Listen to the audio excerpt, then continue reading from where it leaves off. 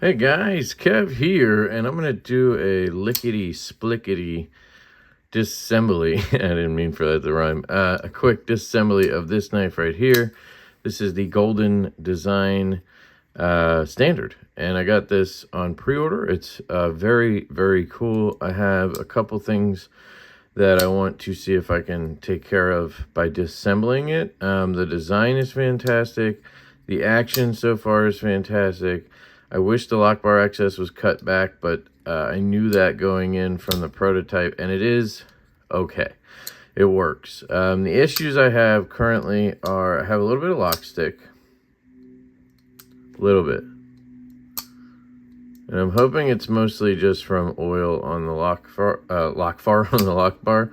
And then my biggest issue is there's some pivot lash. So I was in love with this knife last night. I was flicking it, and you know, I was like, oh, let me just check for pivot lash. And I didn't really notice anything, but until I started checking like this. But you hear that? So it's got a substantial amount of pivot lash, which means the hole in the blade is basically too big for the pivot, or maybe the D shape is just in a bad spot or something. I don't know. But I'm hoping sometimes Skiff bearings will take care of that issue. And it's more of a mental sort of thing you have to get over than it is a actual issue with the knife, because, I mean, it is an issue with the knife, but it's not functional. You know what I mean? Like, the knife is perfectly fine having that issue. And unless you pull on the blade like that, you don't even really notice it. There's no, like, you know, there's no play here or any lockup issues. So it's really just a mental thing for me. But the knife is fantastic. I love the shadow box liners. I love the gold finish on the titanium. The sort of liner lock look of it. This is an M390. And the hand satin's nice, although I would love to have seen a belt satin. That's me personally. The ergos are just perfect. I love the clip. It's nice and tight, and it works really well. Even though it has this lip up, I haven't really had that bother me. And I love the size. It's a really, really sweet knife, guys, and I just want to make it perfect. So that's where I'm at. Let's see if we can get into this guy. The other knife I got yesterday from pre-order, also from Best Tech, is the Mr. Designs Cipher. And this one has no pivot lash. No pivot lash, no play. Really fantastic out of the box. Dead nut centered. So this one I really don't think I'm going to put skiffs in currently, because, I mean, look at that action. It does everything I need it to do. I really don't want to mess with it too much. Unless I get stick issues with this one, I'm not even going to mess with it. So here's the thing. On this knife, we don't have a screw over here because it's an internal clip screw. So I don't know how you're supposed to take it apart. I assume you just take this screw out and then you push the pivot through. And oh, no, this will probably pop the clip off. Okay. I didn't think of that. This will probably pop. Yeah. Okay. So now this will come off. So you have this inlay, whatever you want to call it. And I love what he's done with the clip and the backspacer, where he, instead of having the hole on this version, you have a little piece of gold dark matter fat carbon inlaid there. Same with the backspacer. I think the titanium ones have a hole there. So now when we get underneath, we're probably going to have to switch to T6. Oh, no. Okay, now it's coming apart. So we have the liner. This is very nice, by the way. And there you go, golden design. I love that. No billboarding. Little cutout. Now, I should have showed you before I took it apart. The centering was off, and that's the risk when you put a notch like this in. It was over to this side, and that tends to be a thing with Best Tech. But we'll see if the skiffs maybe fix that up a little bit. A little piece of something there. But here's the other side scale. Very sort of simple yet complicated. It's very cool. Let me make sure this side's tight. Yep. Everything's looking good. Look at that little notch right there. Locks in the scale. So let's check these. These are going to be T6. I'm trying to move quick because I'm supposed to be taking a shower. My wife's gonna be running out. I need to watch the kiddo. So, all right, let's just clean, and then we'll grab our skiffs and we'll get her done. Hopefully, we'll be able to take care of the pivot lash. It did work on my Scout F3, which is also a Best Tech OEM. I took that apart, put skiffs in it, and then it went away. So I'm hoping I can do the same thing here. Stop pin's internal. Looks like it's seated properly. I'm going to grab a Q-tip. You can get these from KPL, knifepivotlube.com. You can use my code LEFTY10 for 10% off. I also have a link down below to all of the tools I use. But yeah, I use KPL lubes, and I use their knife shield to keep blades clean, and I use their Q-tips. So highly recommend it. Stuff from KPL. I feel like I haven't really mentioned them lately, but it's mostly because I feel like it's inherent at this point that you guys know what I'm using, but I should probably mention it for new folks. So what I'm going to do here is just take the alcohol section of my cloth, put my pivot underneath, and then drive my driver in there. I want to get any oil or anything out of there because I'm going to try to Loctite or glue this, and I don't want to have anything hindering that. We're going to take the pivot screw and do the same thing. Classic Best Tech hardware. The only difference being Golden Design has this very unique pivot design with a little dimple, which is nice. Bearings are going to be 5mm 1/16. I can just tell you right off the bat. So we can just grab that. It's the most common size. If you're going to be swapping bearings like I do, I highly recommend you just pick up like 5 or 10 sets of those because they're going to be in everything. A lot of stuff. This is from Tinker Force. Awesome website. Super affordable stuff. That's where this tray comes from. Same as the holder here that holds all my stuff. And this tin as well. And then Skiff. You can go to Skiff Made Blades. Again, link down below. That's where you can get the bearings. And this is a test fit card. So you can measure your bearings. You can measure your knife to know what bearings to put in, which is very cool. But there's a set right on top. And yeah, shout out my disassemblies at this point are kind of sponsored by Skiff Made Blades. They send me stuff like bearings and things like that to keep me in stock. And obviously, I've always loved their stuff. So it made sense to have them send me stuff for giveaway. That's what I have, some stuff for giveaway. I need to set one up for you guys. So I probably should have done this differently, but we'll get them lubed up. You want lube, but you don't want you don't want to go bananas. Although it's kind of up to you how you want to do it. So let's figure this out. We're going to have to put the scale back on. So this scale goes on here, right? We clean the lock face, we clean that, all that's good. I want to flip the washers over because you can see they're already cutting a path, and it's definitely better to have it flipped over. And you can use KPL or some kind of lube to lock this washer in. It'll kind of nail it down so you don't have to worry about it popping off when you're trying to put the knife together. But you'll see this is, where'd that go? You'll see this is a clean side versus this side that has the bearing marks from the stock bearings. And that's important because your new bearings are going to be riding on that. And what if they're not in the same exact path as these? You're going to have a wonky kind of feel to it. So what you do is you put this together, obviously. Then you can put your pivot through. Let me just check. Okay, that's on there tight. Good thing. Best Tech's really doing that now. I'm proud of them. Drop this on. Okay. Take our blade. Drop that on. Drop the other bearing on. All right. Then we just need to line it up. It's probably going to be with the D shape down. It's usually how Best Tech does it. So we'll keep it like that. I'm going to take a little bit of KPL heavy, and I'm going to put that on the detent track so we can get a little bit of smoothness along our detent track here. He does not have a detent ball ramp, which is fine with me.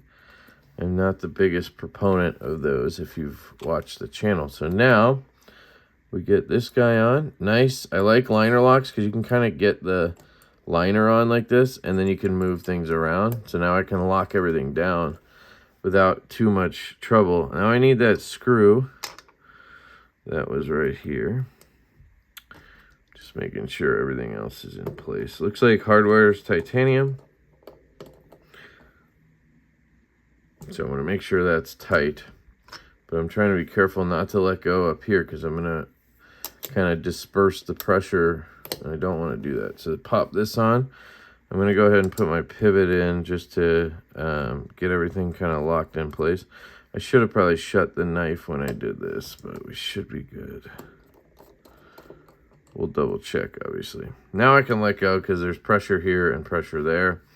Clip goes into the slot. Very nicely designed clip, in my opinion.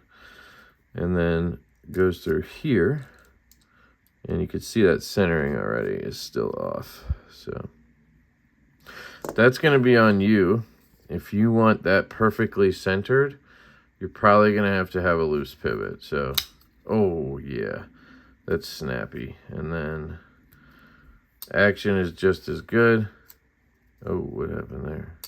Hold on. Okay, there we go.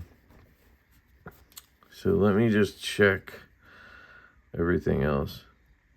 Still feeling maybe the slightest bit of grab there. Make sure my, yeah, we gotta make sure we didn't transfer anything. Because remember I put that little bit of oil on the detent track, and that can get on the ball and then jump off the lock face. So let's just give her a flick like this.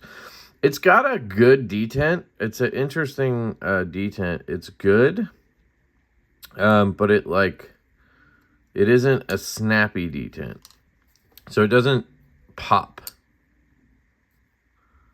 right? Hard to explain. Like this knife,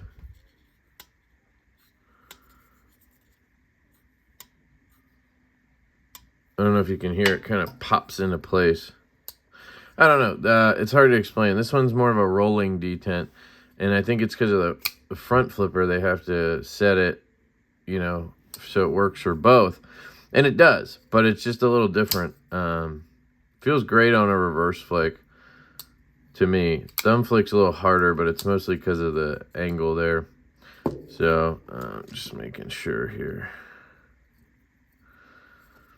And then we'll readjust the pivot, and we should be good. That little bit of stick, it's not even stick anymore. It's more grab. You can just feel it pushing across. I'm hoping that just breaks in. So you can see the centering. This is why I avoid doing notches on designs, because it just accentuates it. If this was not notched, it would look much more centered. I'd be like pretty close to saying it's centered, but because of that, it's obvious. So we are notched in properly, and we are going to clean this one more time, and then we're going to check tightness. I'll show you.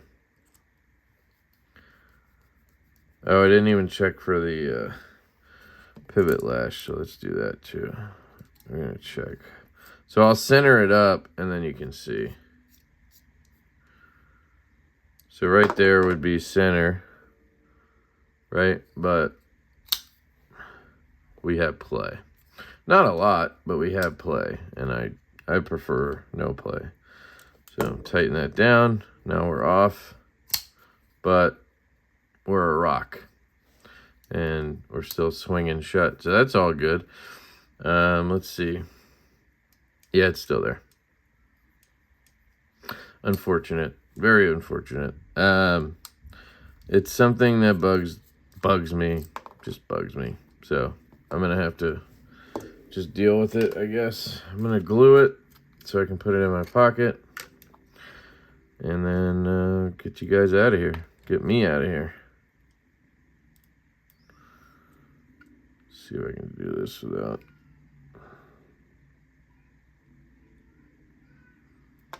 Shit.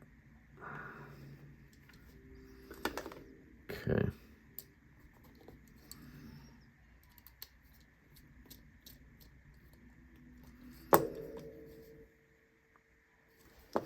All right. I got a little bit of glue on the actual pivot there. You can see it. I think that's glue. Either that or I scratched it. So what you can do is take a little bit of acetone.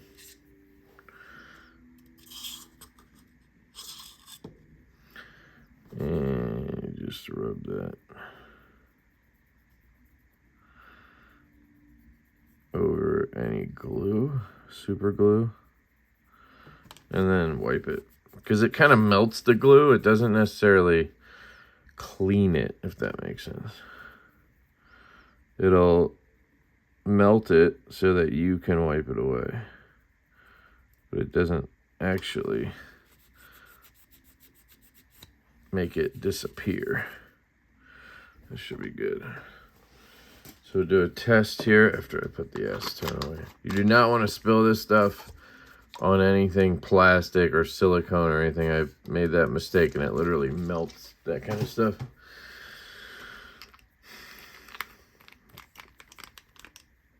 Just gonna give this pivot a minute to glue up. So we put Skiff bearings in, we disassembled it, reassembled it. I showed you all that stuff. Unfortunately, we were not able to rectify the, actually I'm just gonna get rid of these bearings because there's no reason to keep them.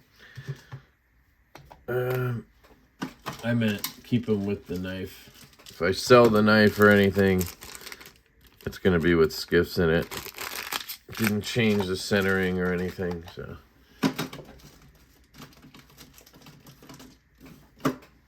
So yeah, Golden Design Works standard. Really loving it. Impressed with the design quality. The detail in the design is impressive. Very comfortable in the hand. As far as I can tell, it's a great cutter. I've used it to cut some icy pops and boxes. You do have that nice big choil, so you want to be, I prefer to be in the choil to make sure I guide the knife and don't hang up on the choil, because I do that a lot when I don't hold it in the choil grip. But blade's nice and sharp, M390. The action is, there's no doubt about the action on this thing. It must have some weight in that blade, or I don't know, because it is rock solid. I guess because of that choil, the pendulum is out here, the fulcrum or whatever you call it. But look at that. That was as tight as I could go with the pivot without cranking. So that part's nice. It is giving me a little bit of a problem on my thumb right now, disassembling it. And that's the problem with shitty lock bar access. I'm just going to go ahead and call it shitty lock bar access. Some people don't think to disengage knives the way some of us do. We like to do this and have it hit our nail. Some people just like to do this, and then it doesn't matter if there's a cut here or not. And the design was first and foremost for the designer on this one. And I totally understand that. So, all right, I'm going to run. I love you guys. I hope you have a fantastic day, and I will catch you later.